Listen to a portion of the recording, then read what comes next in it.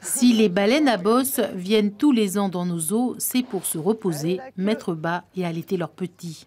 Selon une étude récente, les mères et leurs baleineaux restent tout près des côtes.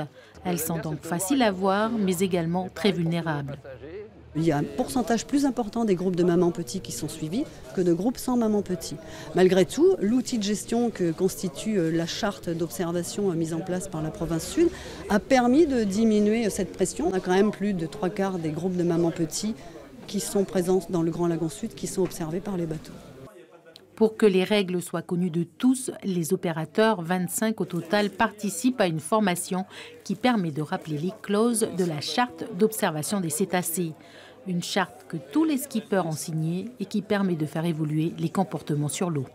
Je me suis absenté pendant 4 ans où j'ai fait des observations de whale watching à travers le monde aussi avec des scientifiques. Et je suis revenu l'année dernière et j'ai trouvé que le comportement des plaisanciers était de mieux en mieux. Et ils avaient compris en fait qu'il fallait se joindre à nous, se regrouper, revenir vers nous pour observer le mieux possible sans gêner les animaux. Les règles sont simples, pas plus de 4 bateaux autour des baleines avec une distance à respecter de 300 mètres. Les opérateurs et les plaisanciers doivent tous respecter ces règles sous peine de sanctions de la province sud. Éviter de les traquer, de les poursuivre, donc ça c'est de la perturbation et c'est puni.